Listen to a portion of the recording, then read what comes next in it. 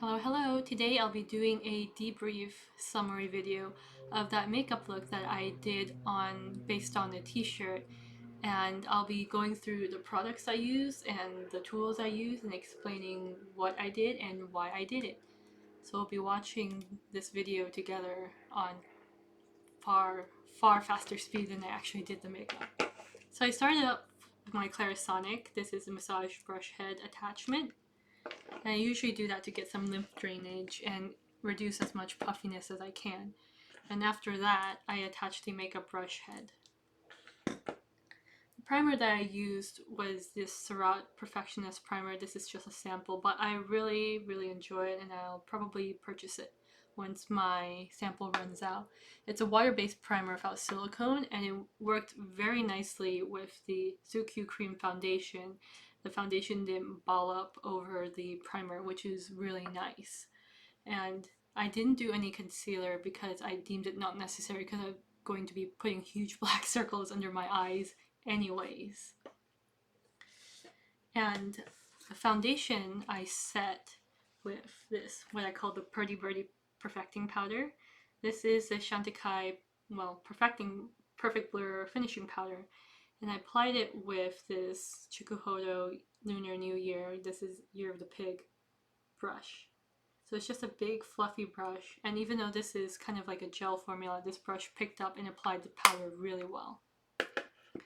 So here I'm filling in my hairline to make it smoother because I want a nice round look. I'm using MAC Mystery, which is kind of a purplish brown taupey color, which was a little bit warm, which my hair is, and then I applied a satin black eyeshadow over it to make it darker. And I did that with the Sonia G soft concealer brush. I'm using that one because it's nice, big, and fluffy. I'm going to pause the video here so I can catch up to it. So here I'm applying the Kevin Daquan medium shade sculpting powder with the Hakuhodo 503 brush. I really like this one for contouring because it's so big and thick, so it picks up product well, but it also blends as you're applying, and it's really nice for that. And then this is a cool tone highlighting powder I'm using to brighten areas of my face selectively, and I used a Hakuhodo dyed goat hair brush. Here I'm filling my eyebrows with the Shu Uemura hard formula. This is just to give the general shape first because I know it won't be dark enough to stand up to the final makeup.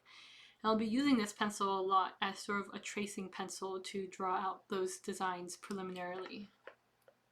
There's me thinking I'm going to use eyeliner on my eyebrows right away and chickening out. Instead, I went for the Hakuhodo G535 and I put it into that black eyeshadow earlier that I used to fill my hairline. So I'm using this brush with this shadow here and using it to fill and darken and kind of get an idea for just how dark it needs to be. And the answer is it's not dark enough yet. I'll go over my eyebrows yet again later. So here I am using the Shu Uemura pencil to kind of trace out where the eye sockets and the nose socket will be. And I was really taking care to try to get in a circle from front on, but not have it look really wobbly and wonky from the side. And I spent a lot of time sort of refining the shape on the nose as well because I wanted that sort of upside down heart looking shape. And I probably spent a little too much time on this first part, but I really want to get the main big features right. So at this stage, I'm using the builder brush from the Sonia G Lotus collection to sort of outline the eyes based on that eyebrow pencil outline. And I'm also using the Sonia G soft concealer again in that black eyeshadow that I used in both my hairline and my eyebrow. So this eyeshadow gets used a lot. It's a nice satiny black. Here though, I'm using a matte black from the Sigma Beauty Cinderella palette because it's darker, more opaque, and it gives that sort of depth I need. The satin black I used because in the reference image that I used, the nose and eye area were kind of translucent. So this, you can see around the eyes itself, it's darker, and the nose, there's sort of a highlight, as well as underneath the eye where the eye bags are, there's highlight. So that's why I use the satin black there, and then the matte black around my actual lash line. And here I'm using the Shoe Uemura pencil again. I'm using it to trace out all those curly lines at the top. And I really took my time with this. Basically how this video went was, the first third I copied almost exactly, and then the middle third I did kind of okay on, and then the last third it was kind of like, whatever, swirly lines, close enough. So now from going here out forward, I used three different colors of blue and 2 different blacks. So there's me testing out all the different blue shades in my arsenal and picking out the ones that I wanted to use. The ones that I settled on were a combination of pencil and pot. But for the main black, I did Inglot's gel eyeliner in 77, and I'm applying that here with a lip brush. So this is a Kolinsky lip brush from one of Chikuhodo's holiday collection. This is the Holiday Noel from, I want to say 2014. But basically the reason why I use this one is because the Kolinsky bristles hold product really well, and it lays down so smoothly. The process of outlining and tracing those eye circles was very satisfying. And then I also used the brush turned on its side like this to do my eyebrows. And then there I'm going in with the Sonia G Builder brush again to build up the color and sort of shade around the eyes, to give it shade around the edges of the eye circles to give it some dimension. And then this part, I'm using a brush tip liquid liner. This has an extremely fine point on it, and it's flexible yet firm, and that's why I use this one to do the little squiggly lines around here, and then also traced out that circle there.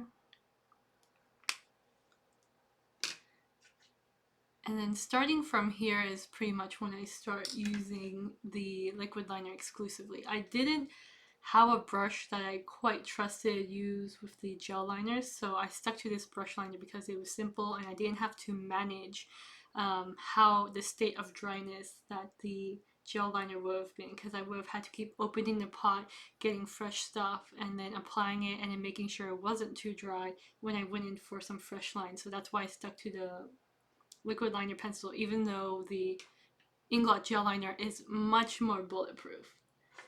So from here on out, I'm using a combination of the Makeup Forever Aqua Cream in 20 Intense Blue. This was the lightest blue that I used. And then sort of the medium dark blue that I used was Urban Decay's Ultraviolet Glide On Pencil. And then the darkest blue I used, which has a little bit of green and teal to it, is the Melt Cosmetics Slate Ultra Matte Gel Liner.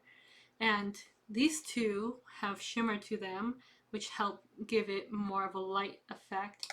And then this one, being the darkest, the different tone as well as matte, worked really well to give the lines dimension. And then I sort of blended them into each other to get that ombre effect.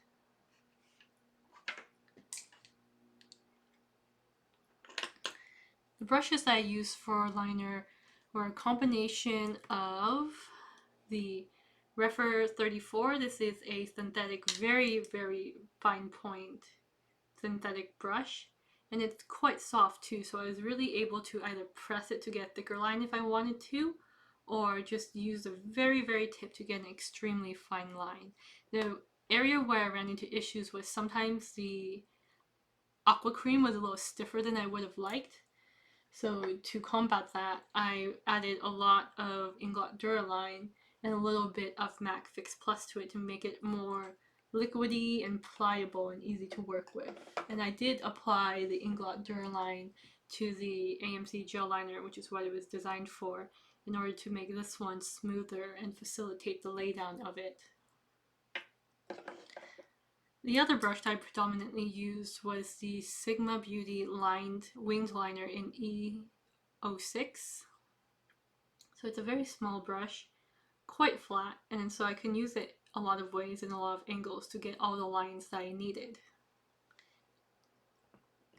And then the brush I probably used the least, but still went into because I sometimes needed a clean brush for the color, was the Estee Lauder eye brush. That's all the information I have on this, besides it's synthetic, and the Sigma one is synthetic too. So this one I like because it has kind of two angles to it, and it's quite flat and thin, so I can get all sorts of shapes and lines. And if I turn the brush, I can get different effects out of the line. So I can go from thin to like a swooping thicker line, which is really nice. And I can't quite profess how much I love and adore the tip on this liquid liner. It's not the most bulletproof, as I'll show in the very end, but it doesn't transfer due to oil, and it stays until something rubs it off, and that's the key here. Until something rubs it off. And then throughout the video, I'm cleaning up, fixing, and erasing lines with Q-tips and Thayer's Witch Hazel. I could have used Bioderma, however I didn't, because Bioderma tends to leave a little bit of a film and not dry as quickly. So I picked the Thayer's Witch Hazel on purpose because I had done some tests earlier, and it was determined that this was capable of taking off the really bulletproof liners just fine, and Bioderma was not necessary, because sometimes when you're drawing over Bioderma, it can get a little sketchy.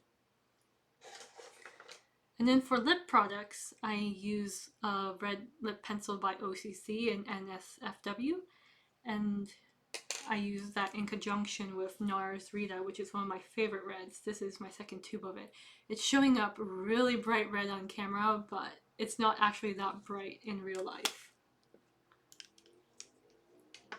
And then throughout the video, I was using the Urban Decay Grindhouse pencil sharpener, the small barrel of course, to sharpen the ultraviolet pencil, because I use that quite a bit, and I did dull the pencil several times. And that's pretty much the entire look. It was just a lot of time spent, as you can see with the Q-tip, sort of refining lines and getting them to sort of match up with that image there. Of course, because of anatomical differences, I had to either move stuff or get rid of stuff because I didn't have enough room on my skin for it. So I could have probably planned it out a little better, but in the end, I just sort of went with curly lines that I thought looked good. It's like, all right, here we go. This one looks good here. So that was kind of the process.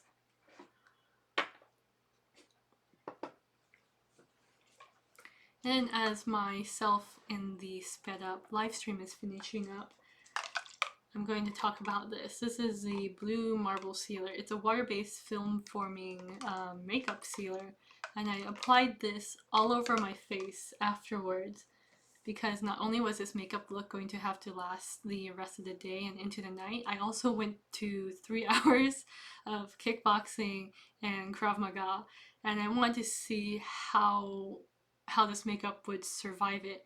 And I would say it actually did pretty well. I'll show you it towards the end of the video after this finishes up.